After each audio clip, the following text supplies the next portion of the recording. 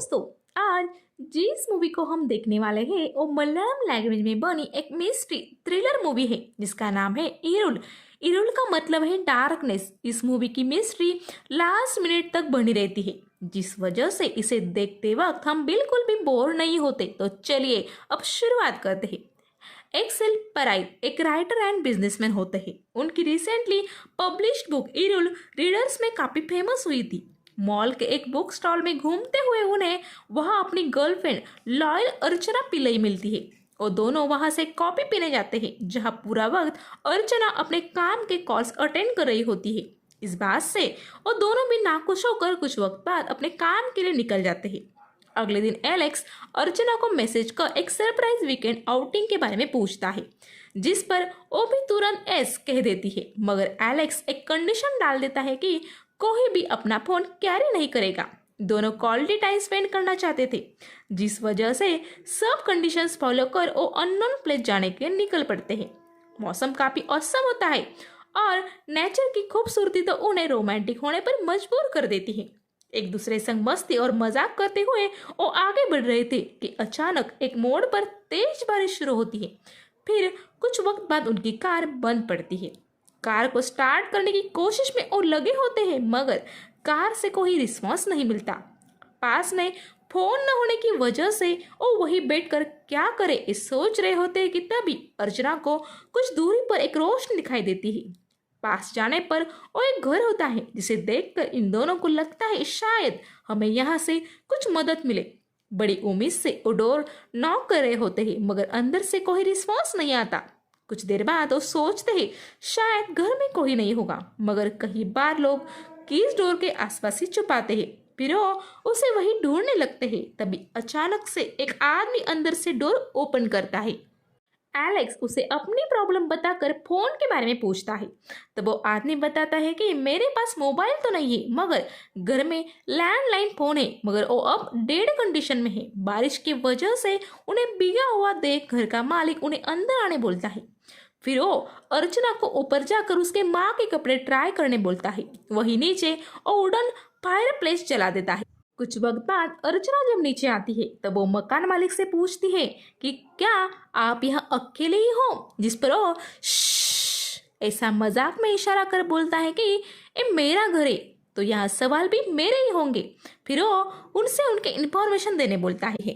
अर्चना शुरुआत करते हुए अपना नाम, काम इस बारे में जानकारी देकर एलेक्स और उसके रिलेशनशिप के बारे में बताती है। साथ ही आज वो एडवेंचर ट्रिप के लिए निकले थे ये भी बताती है। ये सुनकर वो मकान मालिक बोलता है, फिर तो आप सच और झूठ से डेली खेलते हो, क्या आप बता सकती हो इन दोनों में क्या रिलेशनशिप है? अर्चना इस पर काफी सुलझा हुआ जवाब देती है, सच हमेशा झूठ का सहारा लेकर छुपा होता है, हमें तो बस झूठ को साइड करना आना चाहिए। ये जवाब सुनकर मकान मालिक खुश होता है और अपना रुख एलेक्स की ओर कर देता है। एलेक्स पराइल अपने नाम संग बताता है कि मैं एक राइटर और बिजनेसमैन हूँ। ये सुनकर वो मकान मालिक वही शेल्फ में पड़ी इरुल बुक की कॉपी लेकर आता है और बताता है कि मैंने इसे पढ़ा है।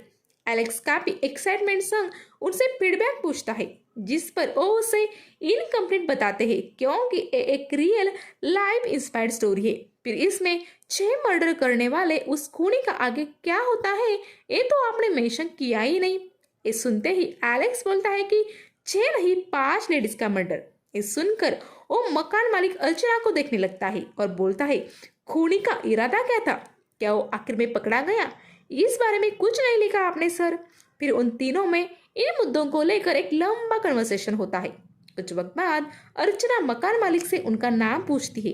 वो मुस्कुराकर कुछ बोलने ही जा रहा था कि तभी अचानक वहां की लाइट चल जाती है और वो कैंडल्स जलाने चला जाता है। एलेक्स के मेन स्विच कहाँ है ये पूछने पर वो बताता है कि मेरे इस घर को मुझसे ज्यादा मेरे सर्वेंट जानते हैं। फिर एलेक्स और मकान मालिक घर की वायरिंग को फॉलो करते हुए बेसमेंट में पहुंचते हैं। घने अंधेरे की वजह से एलेक्स आखिरी स्टेप से गिर जाता है।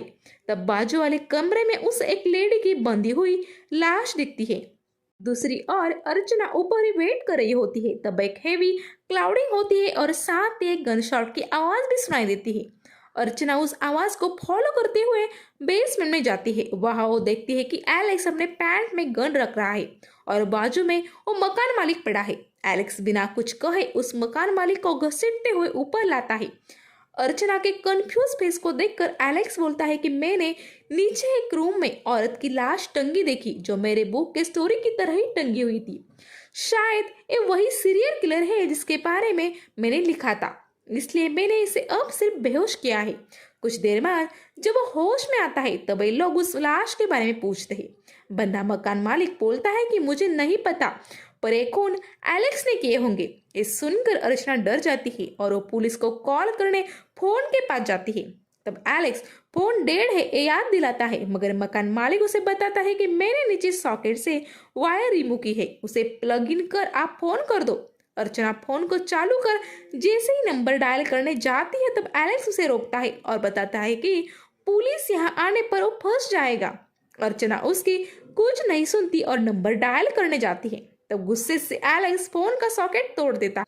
फिर वो अर्चना को बताता है कि इस घर का ओनर मैं ही हूँ और यही आने का मैंने प्लान किया था, मगर वो लाश के बारे में मुझे कुछ आइडिया नहीं है। मुझे लग रहा है ये उसने ही छुपाई है, इसलिए मैं तुम्हें कॉल करने से रोक रहा था। मुझ पर ट्रस्ट करो। कंफ्यूज हुई अर्चना तब उस दूसरे आदमी को पूछती है कि फिर तुम कौन हो और यहाँ क्या कर रहे हो। तब वो बंदी हालत में ही बताता है कि मेरा नाम उन्नी है और मैं एक चोर हूँ। ये सुनते ही एलेक्स अपने पास वाला फोन निकालकर उन्नी का स्टेटमेंट रिकॉर्ड करने लगता है। देखकर अर्चना टोकती है कि तुमने फोन कैरी किया है। फिर उन दोनों में लंबी बहस होती है। गुस्सा होकर अर्चना एलेक्स का फोन छीनकर दूसरे रूम में भाग जाती है। एलेक्स भी उसके पीछे चला जाता है। अर्चना उस फोन से पुलिस को कांटेक्ट करने की कोशिश कर रही थी, मगर सिग्नल न होने की वजह से उसकी कोशिश नाकाम होती। इतने में पीछे उसे कोई आवाज सुनाई देती है, जहां एलेक्स हाथ में गन लेकर उसे बोलता है, अगर तुम्हें मैं झूठा लगता हो तो मुझे अभी इस गन से शूट कर दो। यही सीन कट हो जाता है। अगले सीन में और तीनों लोग हमें उसी घर में बैठे दिखते हैं। लाइट अब आ गई थी और अर्चना उन्नी को फर्स्ट ऐड कर रही थी। तब वो उसे पूछती है, तुमने यहाँ कुछ चुराया। तब उन्नी अर्चना का ध्यान हटाने बोलता है, मैडम मेरी छोड़ो, सर यहाँ फोन क्यों लाए, ये तो उन्होंने बताया नहीं। ये सुनकर तुरंत अर्चना शक की नजर से एलेक्स को देखने लगती है। तब अपने सफाई में वो बताता है कि आज रात 12 बजे मैं तुम्हें प्रपोज करने चाहता था, जिसके लिए मैंने रिमाइंडर भी सेट किया है। फिर एलेक्स उन्नी की ओर गुस्से से देखकर पूछता है, अब तुम बताओ यहाँ क्या चुराया। उन्नी शांति बैठता है, जिससे गुस्सा होकर एलेक्स उसे पीटने लगता है। इसी बीच उन्नी अर्चना को टेबल पे रख एक बॉक्स की ओर जाने का इशारा करता है। उस बॉक्स में 6 रिंग्स होती है, ठीक वैसे ही जैसे उसको एलेक्स ने गिफ्ट में दी थी। अर्चना को अब उन दोनों पे यकीन नहीं हो रहा था, इसलिए वो उन दोनों के साथ बेसमेंट में जाकर उस लाश को चेक करने जाती है। वहाँ एक औरत की लाश होती है, मगर ये दोनों सफाई देने लगते हैं कि घर का मालिक एलेक्स है, फिर वही खूनी होगा। तो एलेक्स बताता है, शायद ये चोर नहीं खूनी है और यह किसी की लाश छुपाने ही आया था। अर्चना अपने पास रखी गन एलेक्स पर रोक देती है। एलेक्स डरकर बोलता है कि उन्नी तुम्हें बेकार रहा है क्या, वो हमारे सवालों के जवाब दे रहा है क्या, फिर तुम उसकी बातों को क्यों मान रही। मैंने तो तुम्हारे सारे सवालों के जवाब दे दिए ना, ऊपर से मेरा फोन और गन भी तुम्हारे पास ही है ना, क्या अब भी तुम्हें मेरे ऊपर यकीन नहीं। जब अर्चना गन उन्नी की ओर पॉइंट करती है तब वो हंसते हुए बोलता है कि मुझे अगर तुम लोगों को खत्म करना होता तो कब का मैंने किया होता, मगर मैं खूनी नहीं, एक मामूली चोर हूँ। एलेक्स शायद सिर्फ औरतों को ही जान से मारता है, इसलिए उसने अब तक मुझे मारा नहीं।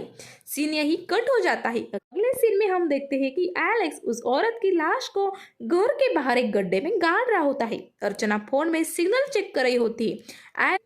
एलेक्स घर वापस आकर अर्चना को समझाने लगता है, मगर उन दोनों में झगड़ा हो जाता है, जिससे चिढ़कर अर्चना एकदम से एलेक्स को गोली मार देती है। एलेक्स नीचे गिर जाता है और मरते हुए कहता है कि ये तुमने गलत किया अर्चना, अब एक सही काम करो, यहाँ से तुरंत भाग जाओ।